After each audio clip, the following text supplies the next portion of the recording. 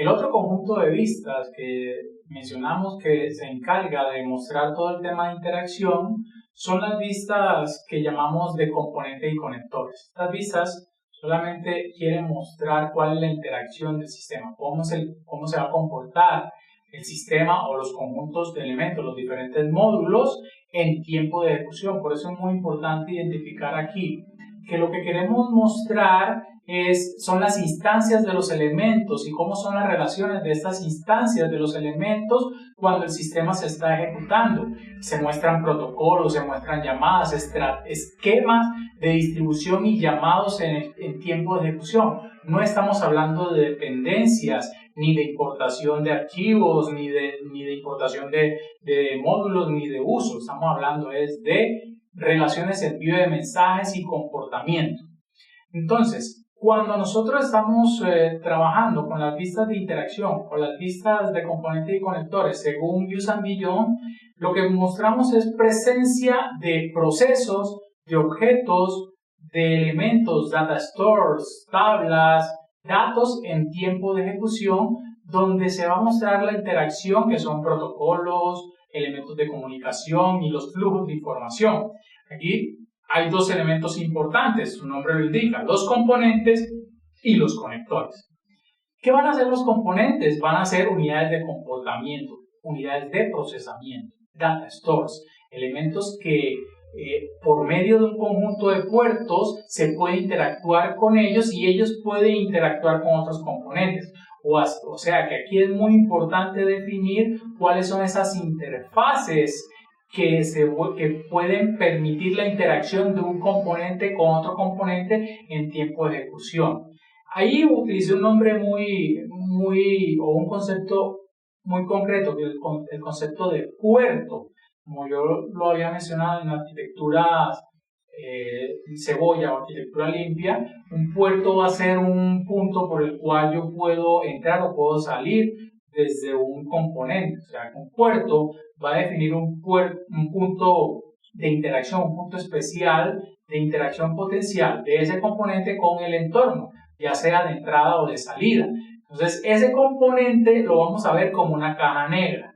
Normalmente, dentro de las vistas de componentes y conectores, no entramos a un nivel de detalle de cómo está la arquitectura o cómo es la estructura interna del sistema, pero cuando nosotros utilizamos UML podemos extender un poco más los modelos de componentes y conectores para poder mostrar esa estructura interna utilizando unas vistas de composición o unas vistas de composición interna de los componentes, que se llaman las Composite Structure de UML. Entonces, no es necesario hacerlo, pero podemos darle mayor claridad al modelo cuando nosotros utilizamos la delegación, cuando utilizamos estas estrategias de mostrar la estructura interna por medio de la delegación de las interfaces externas a los elementos internos.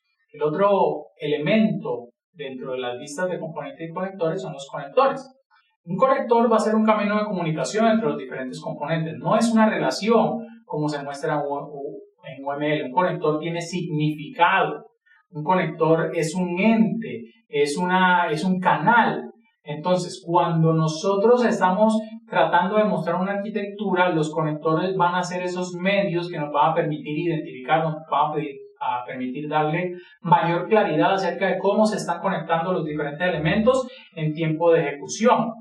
Para ser un poco más claros, si yo tengo una arquitectura web, yo tengo un navegador web y allí se instalan unos componentes JavaScript de mi aplicación con los componentes HTML, y por el otro lado tengo un backend de aplicación, unos servicios que están expuestos, digamos, por servicios REST.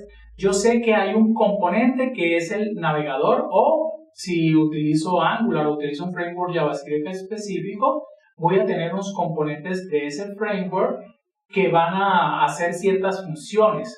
Yo los plasmo dentro de mi arquitectura. Y por otro lado, tengo unos elementos que son, o unos componentes del lado del servidor que también están allí cumpliendo o teniendo una responsabilidad en tiempo de ejecución.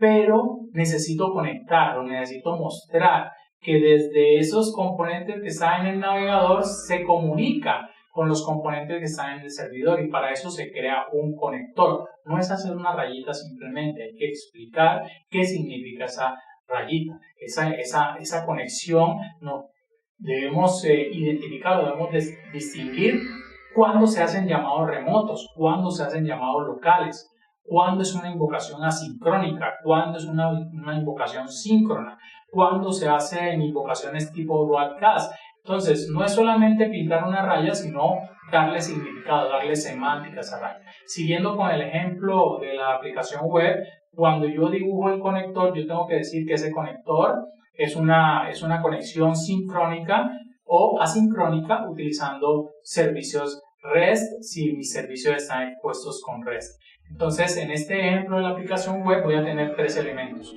Un elemento que es el browser o los componentes JavaScript, otro elemento que son los servicios expuestos y otro componente u otro elemento que es el conector que los une a los dos.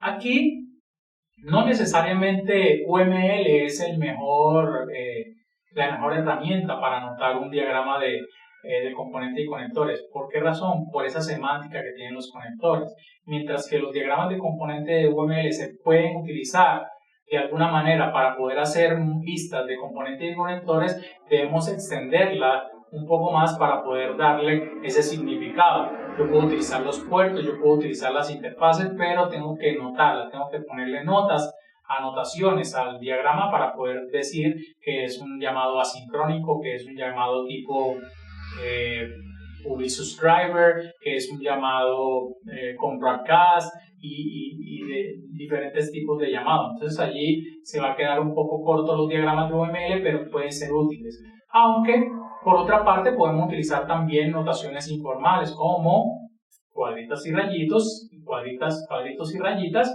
siempre y cuando esa notación informal sea de común conocimiento, de común acuerdo entre los diferentes stakeholders, los diferentes participantes a los cuales voy a transferir la arquitectura. Hay que tener consideraciones en esta vista de componentes y conectores. Primero, los conectores no necesariamente son binarios, o sea, no necesariamente un conector va a mostrar una conexión entre un componente y otro componente, sino que puedo tener conectores ternarios. Por ejemplo, cuando hay tres interactores o tres elementos que trabajan mancomunadamente, o en el caso de un bus de mensajes. Un bus de mensajes, tengo un conector que es el bus actúa como un conector, por eso digo que tienen semántica las conexiones. El bus es el conector, y de ese bus de mensajes yo puedo pegar múltiples elementos, consumidores y publicadores. Entonces la relación de un bus de mensajes como una vista de componentes y conectores se va a mostrar como una conexión n-área. Voy a tener múltiples elementos pegados de ese mismo conector.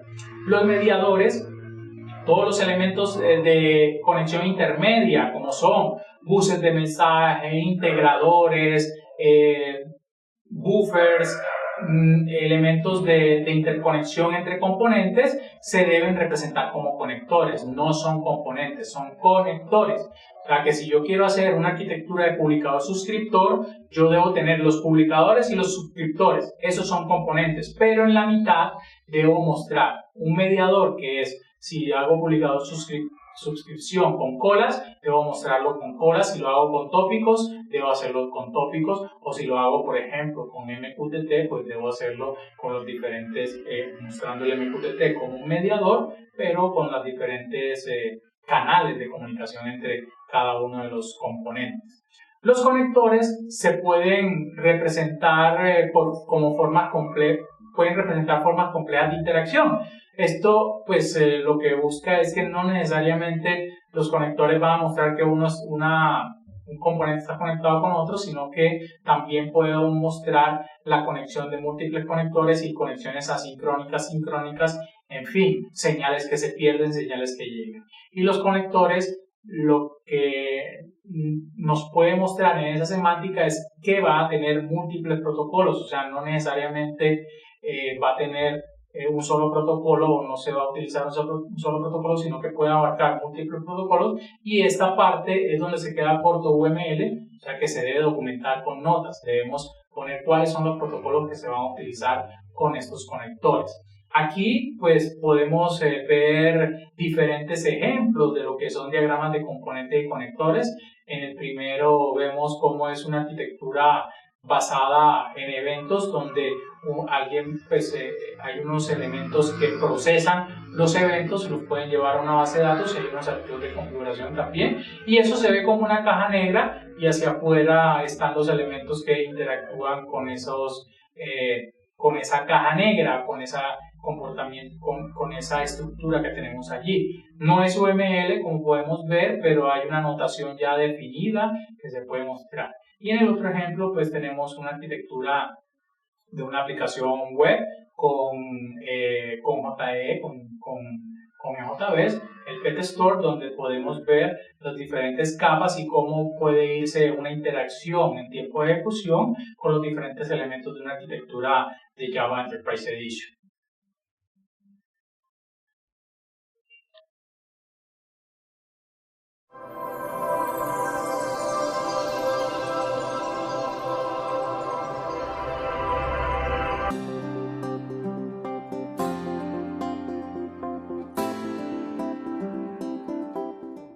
El último conjunto de vistas es las vistas de asignación o vistas de despliegue. No debemos confundir con el diagrama de despliegue de UML, aunque necesariamente si nosotros tenemos como notación UML, pues el único diagrama o uno de los diagramas más relevantes va a ser el diagrama de despliegue para poder cumplir o para poder tener estas vistas de asignación.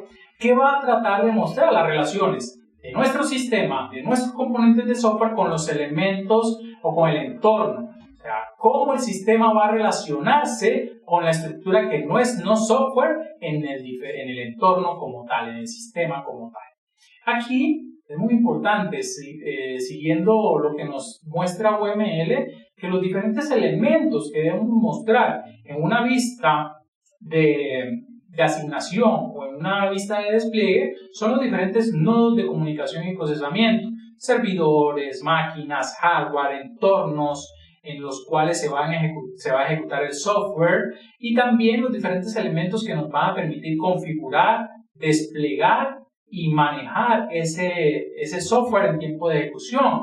Por ejemplo, los archivos de configuración, los diferentes artefactos de despliegue. Si estamos en .NET, un web config tiene que aparecer en la vista de asignación. Si estamos en Java, de pronto un descriptor de despliegue de JVs nos va a servir o debe aparecer en la vista de asignación y despliegue, porque son elementos que van a definir cómo es la interacción del sistema, del software con el entorno. También, obviamente, deben aparecer los diferentes elementos o componentes, módulos que se despliegan, pero acá hay que tener en cuenta que ya son componentes o elementos físicos. Dentro de las vistas de asignación también nos dice cuáles son las relaciones que debemos incluir entre estos diferentes elementos que hay en el despliegue, los elementos del entorno y los diferentes componentes de software. Dentro de esas relaciones tenemos, por ejemplo, que entre los diferentes nodos se deben mostrar solamente canales de comunicación, y allí UML, si nosotros nos vamos por el diagrama de despliegue, nos va a restringir este tipo de cosas. Por ejemplo, yo no puedo comunicar un nodo que es un hardware, que es un dispositivo, con un artefacto, con un componente que no es un dispositivo, a menos que sea una relación de despliegue. Solamente debo comunicar entre nodos, y entre estos nodos que son hardware, que son dispositivos, debe haber relaciones de comunicación, relaciones en las cuales se dice cuáles son los protocolos o cuáles son los diferentes canales de comunicación que hay entre los elementos de hardware. Las otras relaciones son, obviamente, si un elemento yo lo quiero desplegar en un nodo, pues yo debo mostrar relaciones de despliegue, relaciones de desplegado en. Un artefacto, un elemento debe estar desplegado en un nodo. Esa es la única relación que existe entre un nodo, que es hardware, y un elemento de software. Y el otro tipo de relación que vamos a tener es una relación de empaquetado. ¿Qué quiere decir? Que un componente puede tener dentro elementos lógicos empaquetados, como por ejemplo archivos, puede tener clases, puede tener de pronto paquetes, si nosotros queremos llegar a ese nivel de detalle. Pero por lo general hay relaciones es de que este descriptor de despliegue o este artefacto de despliegue define cómo se debe desplegar un elemento de software en el hardware. Entonces tenemos esos tres tipos de relaciones básicamente: comunicación entre elementos, despliegue y de empaquetado de un archivo o un elemento desplegable. En UML tenemos los diagramas de despliegue y ahí hay muchos estereotipos que pueden confundir. Por ejemplo, qué es un entorno de ejecución, qué es un dispositivo, qué es un nodo o qué es cuáles son los elementos principales dentro del diagrama de despliegue de UML. Por eso en el taller que hay en Archisoft 90 para poder mostrar cómo se documenta utilizando Views and Beyond, podemos ver más en detalle qué se va o cómo se debe llegar a una documentación de una vista de asignación. Teniendo en cuenta esto, pues también debemos considerar que en las primeras etapas de la documentación de arquitectura, puede que no tengamos mucho conocimiento acerca de cuál van a ser las vistas de asignación. Y al principio esta vista va a ser un poco abstracta o un poco de alto nivel, pero a medida de que vaya avanzando el proyecto se espera tener mucho mayor conocimiento acerca de los diferentes elementos de hardware y así el modelo ir incrementándolo, ir dándole mucho mayor detalle hasta llegar al punto de poner IPs, nombres de servidores, ubicaciones si están en la nube, de cuáles son estos elementos en los cuales se va a desplegar el software. Los modelos de despliegue nos pueden dar una idea clara acerca de las inversiones que debemos hacer en cuanto a hardware y cuál es la evolución de nuestro sistema en cuanto a escalabilidad del hardware aplicando fuerza bruta, pero que se puede escuchar un poco mal, pero básicamente es una de las primeras prácticas que uno ejecuta o que uno hace al momento de implementar o de trabajar la escalabilidad. Entonces tenemos aquí los tres tipos de modelos que nos define Views and Beyond, que nos define el Instituto de Ingeniería del Software, empezando por la escogencia de todos ellos, y como conclusión podemos ver que UML no va a ser lo único que nos va a servir para poder mostrar las diferentes vistas y que podemos utilizar diferentes diagramas para poder mostrar cada uno de estos tres elementos, que son las unidades funcionales, todo lo que es la interacción de los diferentes elementos y las relaciones que hay entre los componentes de software y el entorno físico y el hardware.